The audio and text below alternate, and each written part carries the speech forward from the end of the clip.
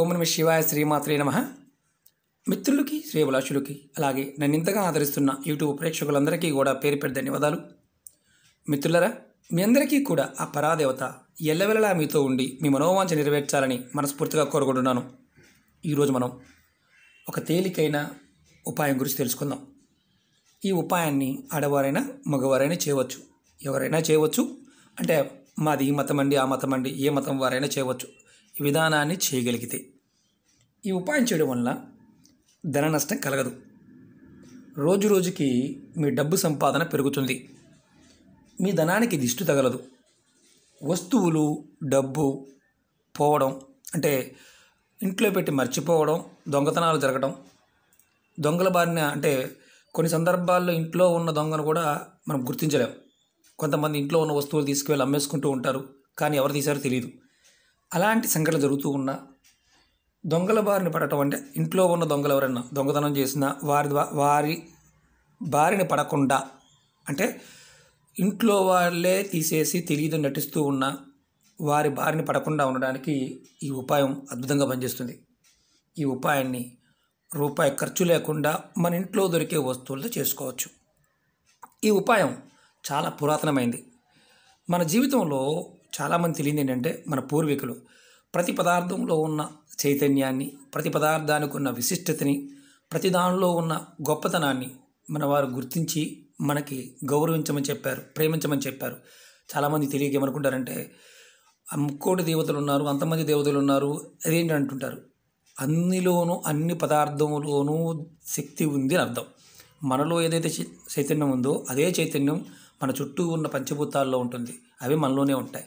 మనం అన్నిట్లోనే ఉంటాం. విశ్వం మొత్తం మనమే ఉంటాము, కానీ గుర్తించలేం. దాని అర్థం ఏంటంటే, ఇది నాది అనుకుంటాము. ఎప్పుడైతే మనం గివింగ్నెస్, అంటే ప్రేమించగలుగుతామో, ప్రతిదాన్ని సమానంగా మనలాగా చూడగలుగుతామో, అప్పుడు మాత్రమే మనకి ఆ శక్తి ఏంటో అర్థమవుతుంది. ప్రతి పదార్థాన్ని మనం గౌరవించినప్పుడు, ప్రతి దానిలో మనం ఉన్నామనుకున్నప్పుడు ఖచ్చితంగా నేచర్ మనకు సహాయం చేస్తుంది. దాన్నే ప్రకృతి అంటాం.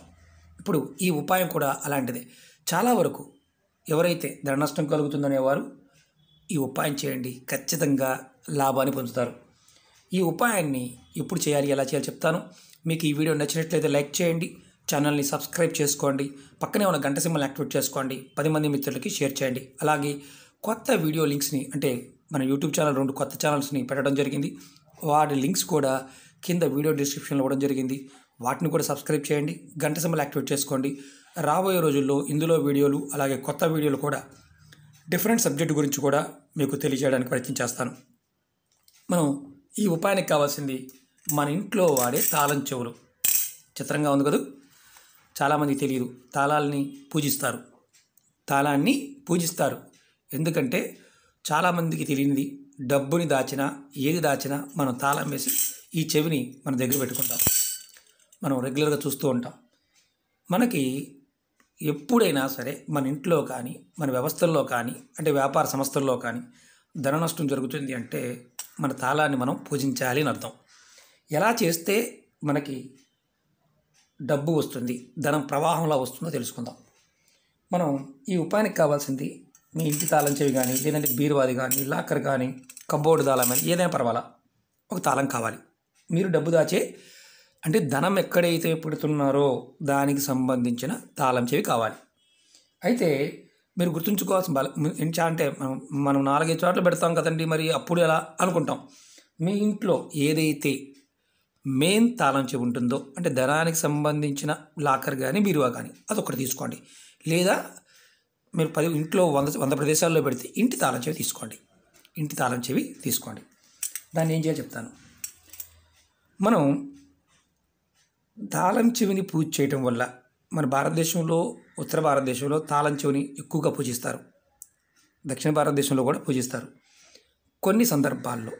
కానీ ఇక్కడ ఎవరైతే ఎక్కువగా ధన నష్టం కలుగుతుందో, ధనానికి దిష్టి తగులుతుందో, దొంగతనాలు జరుగుతున్నాయో, వస్తువులు పోతున్నాయో వారు వారం వారం చేయండి.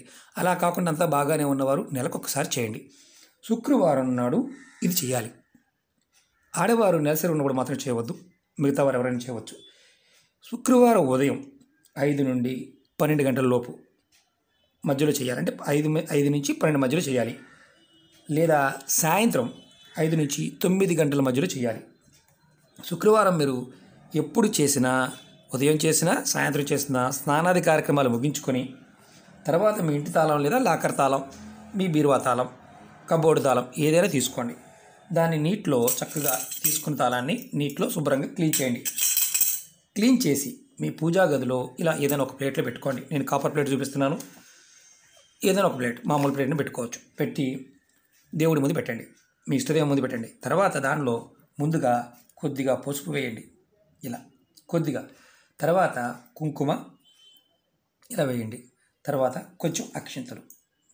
తర్వాత మీ ఇంట్లో గులాబీ పువ్వులు ఉంటే గులాబీ పువ్వులు పెట్టండి, లేదా గులాబీ సెంటుని మనకి మార్కెట్లో దొరుకుతుంది, గులాబీ సెంటుని కొద్దిగా వేయండి. చల్లండి, ఇలా చిలకరించండి. ఇలా చిలకరించిన తర్వాత ఈ తాళానికి ధూపం, దీపం చూపించండి.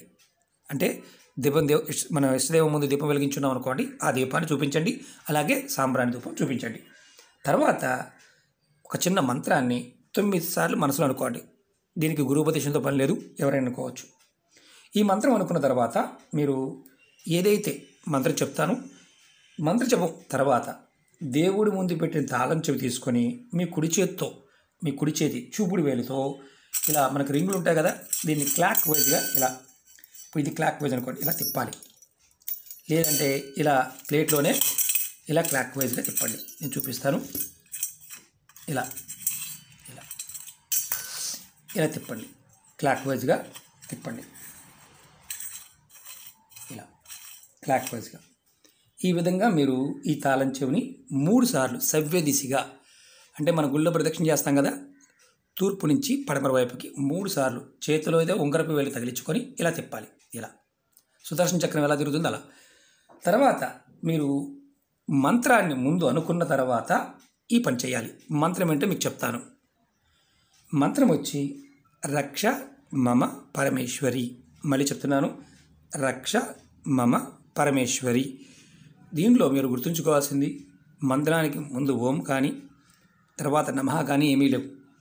ఇది చాలా తేలికైంది. ఈ మంత్రాన్ని 9 సార్లు అనుకోవాలి. రక్ష మమ పరమేశ్వరి, రక్ష మమ పరమేశ్వరి. అమ్మవారు రక్షించమని మనం కోరుకుంటున్నాం. ఈ మంత్రాన్ని మీరు 9 సార్లు అనుకోండి, అంతే.